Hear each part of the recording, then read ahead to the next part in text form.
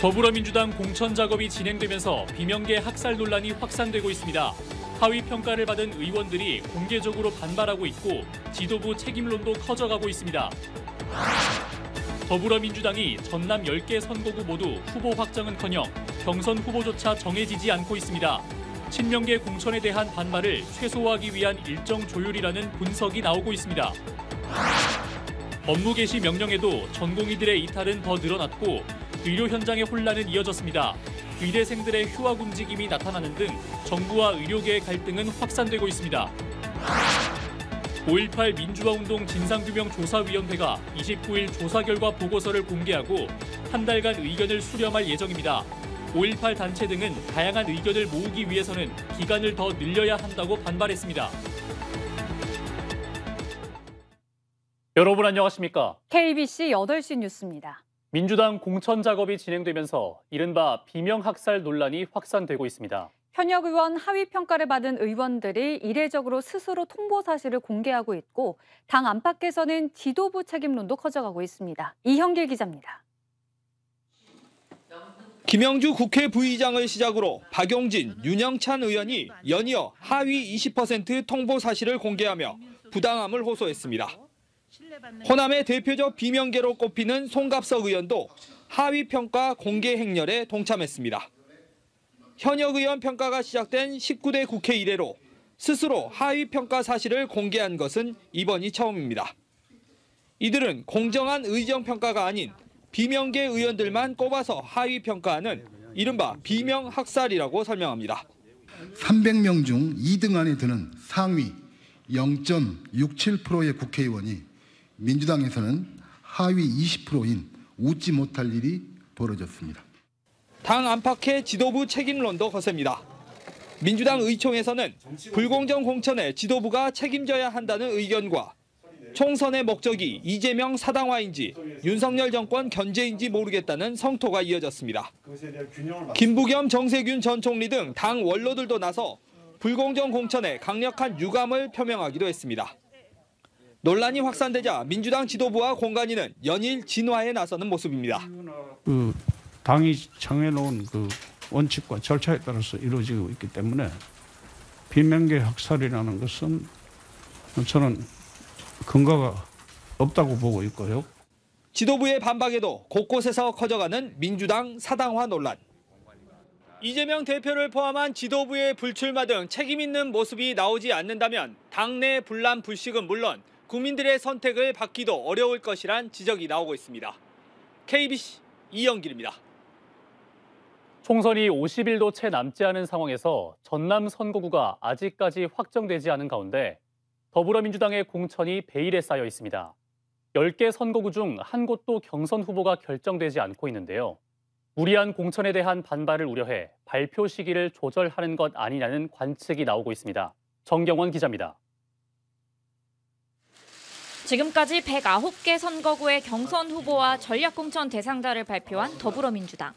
그러나 전남은 10개 선거구 중 어느 한 곳도 후보 확정은커녕 경선 후보조차 정해지지 않았습니다.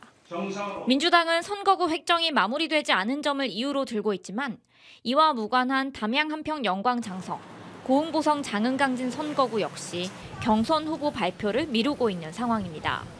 선거가 불과 50일도 남지 않은 상황에서 입지자들은 우려를 나타내고 있습니다.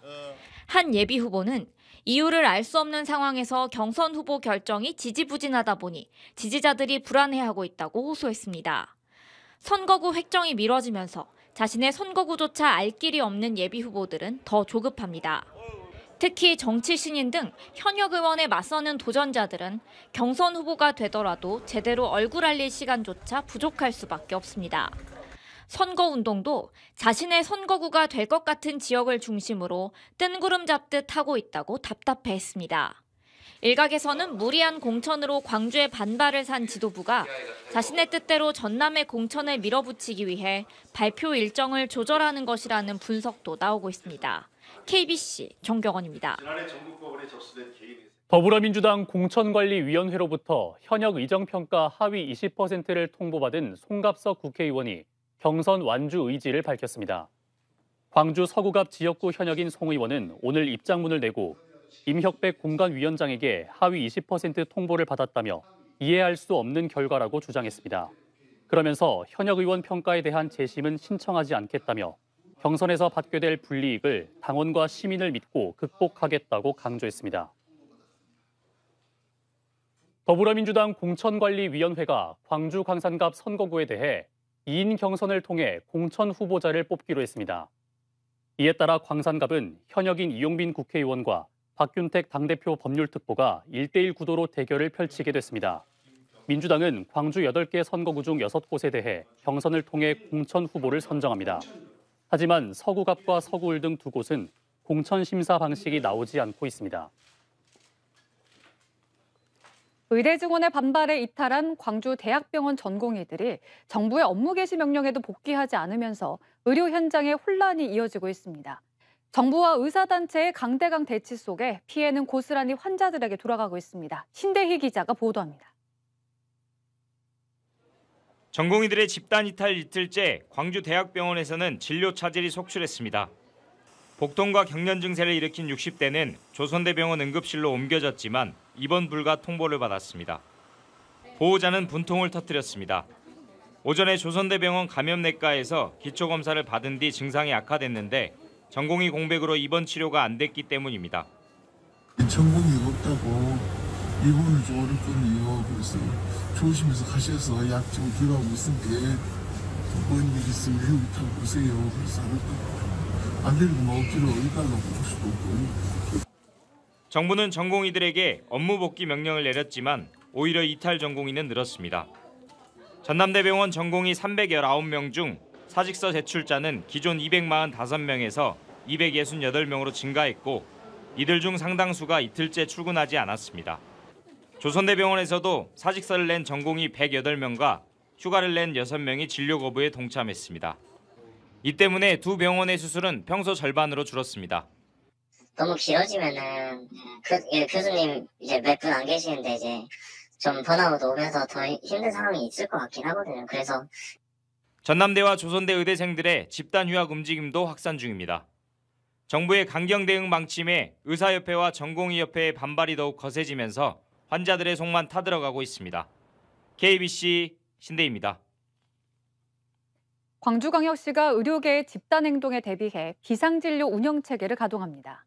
광주시는 의사단체의 집단 행동으로 의료기관 이용 불편이 우려됨에 따라 비상진료 대책본부를 확대 운영하고 응급의료기관에서 집단 휴진이 발생할 시 진료 명령과 업무 개시 명령을 발령할 예정입니다. 특히 원활한 응급환자 진료를 위해 광주시 응급의료기관 21곳을 24시간 운영하고 공공의료기관과 보건소에서 비상진료를 실시할 방침입니다. 5.18 진상규명조사위원회가 오는 6월 최종 보고서 공개를 앞두고 의견 수렴을 하지 않는다는 시민단체의 반발에 결국 보고서 초안을 공개하기로 했습니다. 이달 말 초안을 시민단체에 보내 한 달 동안 의견을 받겠다고 밝혔는데 의견 수렴 기간이 너무 짧다는 지적이 나옵니다. 임경섭 기자입니다.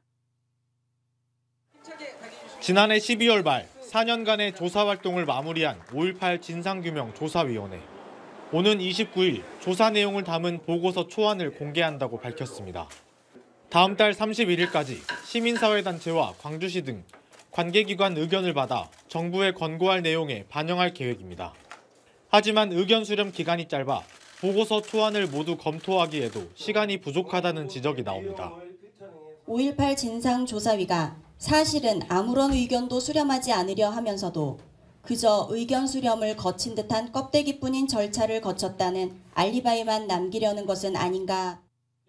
조사위 활동이 직권사건 21건 중 6건을 진상규명 불능으로 의결한 채 마무리되면서 아쉬움을 남겼습니다.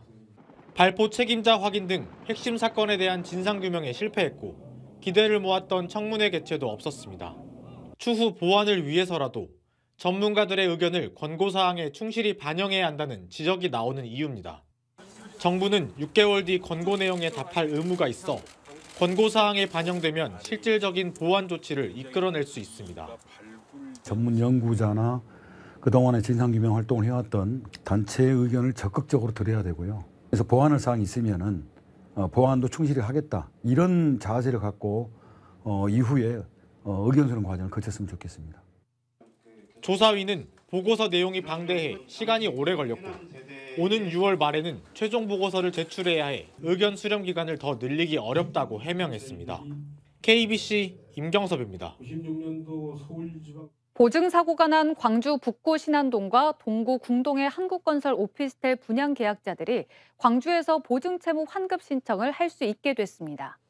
광주시는 분양 계약자들이 담당 센터인 대전을 방문하지 않아도 환급 신청을 할 수 있도록 오는 26일에서 29일 광주 역사민속박물관 1층 시청각실에 임시창고를 마련해 서류 접수를 받습니다.